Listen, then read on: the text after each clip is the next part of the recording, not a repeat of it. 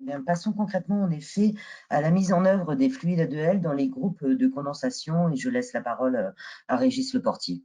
Merci Delphine et bon, merci à tous celles et ceux qui nous ont rejoints pour ce webinaire et je crois que vous êtes donc très nombreux aujourd'hui. Nous allons aborder ensemble les aspects pratiques de l'usage et du comportement de ces fluides, comment appréhender ce changement en respectant donc les réglementations et normes en vigueur qui sont nombreuses et qui nous contraignent quand même un petit peu. Au sein de TQMC, avec une équipe pluridisciplinaire, on a identifié les points clés de la transition vers ces fluides A2L. Et puis au final, vous voyez sur cet écran qu'on a réussi à regrouper des points clés qui pourraient être susceptibles d'être bloquants. Et au final, on a voulu essayer de les lever tous ensemble.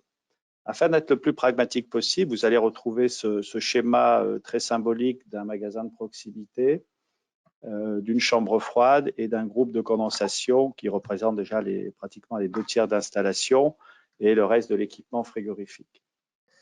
Donc, comme l'a expliqué Pierre-Emmanuel à l'instant et Jean de Bernardi, on va aller vers des fluides à plus bas PRP qui sont moyennement inflammables. Alors, le risque au final, c'est d'avoir une probabilité de présence de fluide, donc une fuite en fait, et la probabilité d'inflammation par un composant. Donc, tout le travail pour nous a consisté à évaluer ces risques-là. Il suffit de regarder l'étendue de la zone de fuite, d'identifier les sources d'inflammation. Et donc, comme il vient d'être dit, une analyse de risque va être effectuée pour vérifier que cette charge en fluide nécessaire au fonctionnement de l'installation ne présente pas de risque de fuite quelconque. Donc, cette analyse de risque reste de la responsabilité de l'installateur et comme il a été dit, vous pouvez être appuyé ou aidé par les syndicats, mais nous sommes là aussi pour vous accompagner dans cette analyse éventuelle de probabilité de fuite. Donc, en fait, ce qui va être important sur une installation traditionnelle de 1 à 20 kW, les groupes de condensation de TQMC couvrent des puissances très larges, pas que des petites puissances, pas que des groupes logés. Il va falloir choisir habilement en fait, ou un peu plus judicieusement l'emplacement des unités de condensation, par exemple la protection contre les chocs pour les tuyauteries, pour garantir une maîtrise de ces risques de fuite. La zone ATEX, c'est une étude qui a été aussi évaluée au sein d'une association européenne qui est la ZERCOM. Donc, c'est l'ensemble des fabricants de composants et on a conclu qu'au final, on était déjà couvert par les normes série 60-335, la norme générique 378 qui définissent en fait l'utilisation des fluides inflammables, mais qui ne nous imposent pas un respect à la directive ATEX dans la mesure où on est en dehors de cette zone ATEX. Et le positionnement des groupes de condensation sont en général et la plupart du temps hors une zone ATEX. Le système lui-même de compression de vapeur, donc le groupe ou le chiller ou l'application elle-même, n'est en général pas la cause de zone ATEX. Donc nous répondons en tant que TQMC à ces normes produits et très clairement, le risque de fuite est minimisé par la conception et j'y reviendrai un petit peu plus tard sur les développements que nous avons opérés pour l'usage de ces fluides inflammables. On a parlé limite de charge alors on a des systèmes complexes d'évaluation, de calcul. On a voulu avoir un aspect pratique et on a fait des fiches de ce type-là, très simples. On a pris un exemple d'une chambre froide positive de 170 mètres cubes avec une puissance frigorifique nécessaire de 8,5 kg, ce qui est déjà conséquent. Dans ce cadre-là, si vous utilisez aujourd'hui le 134A, il vous faut environ 6 kg de charge. Si vous êtes au 404A ou équivalent, à peu près 5,5 kg. En général, la chambre froide est un accès surveillé, donc c'est une catégorie d'accès B, et le groupe est à distance. Donc il est à l'extérieur, donc par conséquent, sa classe d'emplacement est 2. Donc en fonction de ça, nous avons évalué et calculé les charges nécessaires en passant aux A2L. Et on voit que le maximum possible, par exemple, si on passe du 134 au 1234 YF, eh bien, il y a une marge de manœuvre importante. On peut aller jusqu'à pratiquement 10 kg de fluide. Et pareil pour les autres fluides équivalents au 404A. Donc, on dit clairement sur l'ensemble de ces fluides, et pas pour simplifier à outrance, mais pour dire simplement que il n'y a pas de contrainte de charge à l'utilisation des A2L dans la plupart des cas concrets d'application. Ça, c'est important à retenir comme message. Pour des aspects plus pratiques, sur des chambres froides qui fonctionneraient avec un groupe à distance, on pourrait être amené à augmenter la charge au-delà des limites pour des raisons pratiques, de distance de ligne de fluide frigorigène. Donc, dans ce cas-là, le paragraphe C3 pourrait s'appliquer, puisque c'est un fluide A2L. Le groupe Silensis n'est pas un système monobloc préchargé, donc il ne rentre pas dans le cadre. Et la chambre froide n'est pas considérée comme un volume occupé, donc, puisque le temps d'occupation n'est pas significatif. Voilà. Donc, en fait, sur cet aspect plus spécifique, s'il fallait une charge augmentée, il faut que les concepteurs de l'ensemble du système de réfrigération examinent bien les tirets de cette norme, plus particulièrement la partie 1, paragraphe C3 de la 378, pour prendre en compte des aspects plus spécifiques à la charge maximale de fluide frigorigène. En matière de conception, il faut comprendre que les produits sont quand même différents. Pourquoi? Parce que nous avons voulu traiter le risque d'inflammabilité d'une façon sûre pour la sécurité des biens des personnes. Donc, sur la nouvelle génération de Silensis, elle répond à de nombreux critères techniques, mais principalement de sécurité. Nous avons ajouté pour la prévention de formation de zones inflammables un ventilateur. Nous avons également séparé dans cette nouvelle conception les composants électriques et frigorifiques pour éviter tout risque donc, que j'ai évoqué précédemment. Et bien évidemment, nous avons travaillé avec l'ensemble des fournisseurs de composants pour que ces composants soient conformes à l'ensemble des normes en vigueur en matière de sécurité pour la protection des personnes et des biens plus tard.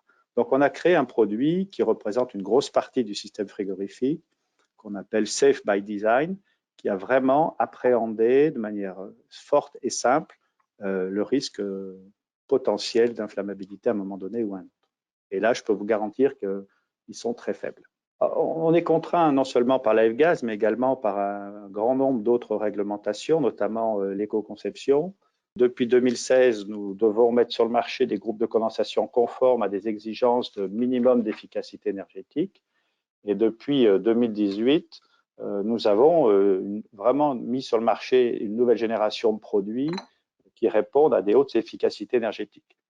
Donc, les produits de demain aux A2L répondront à ces mêmes exigences qui sont essentielles. Et c'est important aussi de savoir qu'on a fait des sauts entre 2016 et 2018 d'amélioration de COP d'au moins 10% par ces contraintes de réglementation éco-design. Alors, sur la partie sélection, comment on va aborder la chose? Les facteurs de glissement des mélanges qui sont proposés, ou certains sont des fluides purs, vous l'avez compris aussi, et si on a affaire à un mélange, eh bien, on a ce qu'on appelle aujourd'hui à appréhender le glissement de température ou le glide. Alors, comment on peut l'aborder? Eh bien, tout simplement avec des normes de déclaration de performance et les logiciels de sélection. Dans nos logiciels de sélection, nous avons intégré ce facteur de glissement de température et la norme EN 13215 qui permet la sélection de produits de façon comparable à des points standards est en cours de révision et sera disponible très prochainement. Concrètement, pour sélectionner un produit, vous avez deux exemples ici. Si vous voulez un produit pour une puissance de 2 kW, si vous sélectionnez le produit comme habituellement en point de saturation, ce qu'on appelle Juju, eh bien, vous avez une certaine sélection de produits. Pour les fluides à glissement, il faudra passer en point milieu, en point moyen de température, et les logiciels vous driveront directement vers cette sélection. Le risque, c'est simplement que vous fassiez un saut de produit inutile et que vous soyez en surcapacité frigorifique. Donc, tout cela va se mettre en place en courant 2020. Et donc, lorsqu'on a affaire à un fluide qui est un mélange, eh bien, il faudra faire une sélection en point milieu et en point moyen. Mais ça, on vous l'explique très bien dans des guides et des recommandations. Alors, au final, si on veut un peu résumer tout ça, les points de vigilance sur site ou de conception, on l'a expliqué, je crois, très largement. Vous avez un produit qui est conçu et conforme aux exigences de sécurité. Comment vais-je l'installer? Il faudra simplement veiller à ce qu'il soit à une certaine distance de source d'inflammation. On l'a expliqué. Vous voyez que le premier groupe qui est près de l'enseigne, il peut y avoir des éclairages, et bien, il faudra qu'il y ait une distance minimale pour éviter toute source électrique en cas d'une fuite potentielle d'une tuyauterie de ce groupe. Il faudra qu'il y ait un renouvellement d'air suffisant. La plupart du temps, ces groupes sont à l'extérieur, donc il y a une ventilation naturelle. Par contre, si les groupes sont placés côte à côte, il faudra veiller à une certaine distance entre eux pour éviter tout recyclage d'un groupe vers l'autre. Ce sont des exemples très pratiques auxquels il faudra veiller. Éventuellement, loin d'une grille d'aération qui ramènerait le fluide à l'intérieur du magasin. Voilà. Donc, en fait, il s'agit simplement au moment de la conception et de l'installation, du choix d'implantation de votre groupe, de faire un tout petit peu plus attention que ce qui est fait aujourd'hui pour éviter ces risques-là. Alors, si on résume un petit peu la situation, on considère très clairement aujourd'hui chez Tecumseh que les A2L sont une solution efficace et durable de 1 à 20 kW, hein, donc on couvre une large place de puissance. L'AF-gaz est un enjeu impactant en fait pour notre secteur. On a compris qu'il y avait une réduction progressive de mise sur le marché des HFC pour tenir ce cap de réduction des émissions de gaz à effet de serre. Et en final, ce qu'il nous faut, c'est une quantité de fluide suffisante au bon fonctionnement du parc installé. Si on regarde les échéances, eh bien, on s'aperçoit qu'à partir de 2023-2024, eh bien, on va commencer à avoir besoin quand même de fluide à bas PRP le plus tôt possible pour tenir ces contraintes. Les interdictions sectorielles en froid commercial nous imposent des choix de fluide à plus bas PRP. Donc, pour éviter la prolifération de choix, eh bien, il faut essayer de réduire le nombre de fluides et aller vers ces A2L le plus tôt possible. Jean abordera peut-être un tout petit peu après les aspects économiques sur le coût total de possession, mais il s'avère qu'en détente directe, eh bien, ces systèmes-là sont pratiquement aussi simples qu'avant et s'avèrent être très intéressants sur le plan technique et économique. Alors, pourquoi l'assurance d'une solution simple? Bien, tout simplement parce que en plan thermodynamique, c'est très similaire au HFC.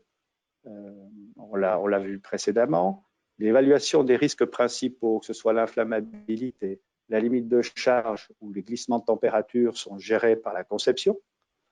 La partie restante, finalement, de l'analyse de risque pour l'opérateur va être à peu près de 20%, puisqu'il y a tellement de cas possibles d'installation qu'on ne peut pas tous les couvrir par un produit standard. Donc ça, c'est votre partie et les guides d'installation existent pour cela. Les composants sont tous qualifiés, déclarés conformes à toutes les normes, adaptés à l'utilisation des fluides. Il n'y a pas de suréquipement nécessaire, comme d'autres choix de fluides éventuellement.